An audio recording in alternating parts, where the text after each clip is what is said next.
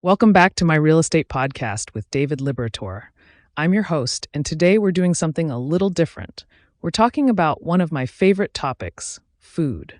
Specifically, we're diving into Sarasota's dining scene for summer 2026. David, thanks so much for being here. Hey, thanks for having me. I'm really excited to talk about this because Sarasota's food scene has just exploded over the past couple of years.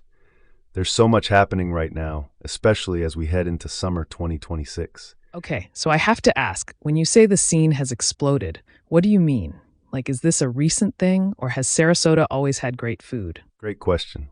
So Sarasota's always had solid dining, but what's really changed is the diversity and the sophistication of what's happening now. You've got chefs who are really focused on local sourcing, farm-to-table concepts, and just creative takes on seafood. It's not just about fresh fish anymore. It's about storytelling through food. Oh, I love that. Storytelling through food. So when you talk about farm-to-table influences, what does that actually look like in Sarasota specifically? Are there farms nearby that these restaurants are partnering with? Absolutely.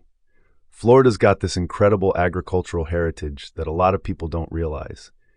You've got local farms producing amazing produce year-round, and restaurants are really tapping into that. They're building relationships with farmers, changing their menus seasonally, and honestly, it makes the food taste better because it's fresher and it supports the local community. That's really cool. And then you've got the seafood angle, right? I mean, Sarasota's right on the coast, so I'm guessing that's a huge part of the dining experience. Yeah. You can't talk about Sarasota dining without talking about seafood. The Gulf of Mexico is literally right there.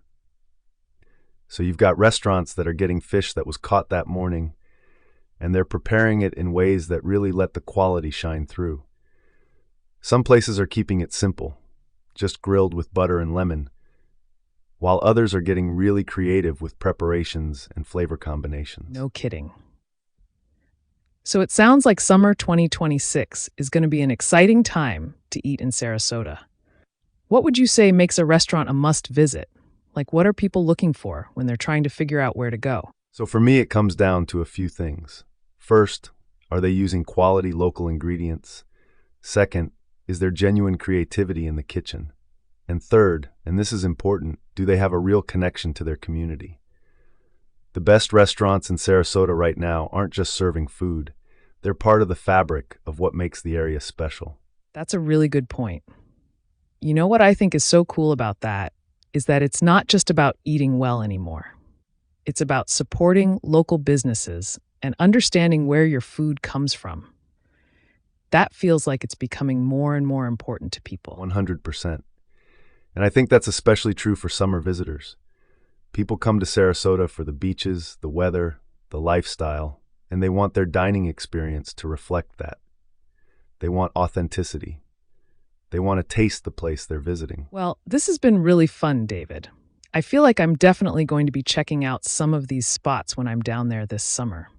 Any final thoughts for our listeners who are planning their Sarasota trip?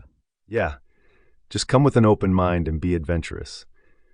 Try the local stuff, talk to the servers about what's fresh that day, and don't just stick to the usual chains. The real magic of Sarasota's food scene is in those independent restaurants that are doing something special. That's where the real culinary journey happens. I love that. David Liberatore, thanks so much for being here and sharing all of this. This was awesome. Folks, if you're heading to Sarasota this summer, make sure you get out there and explore the food scene. You won't regret it.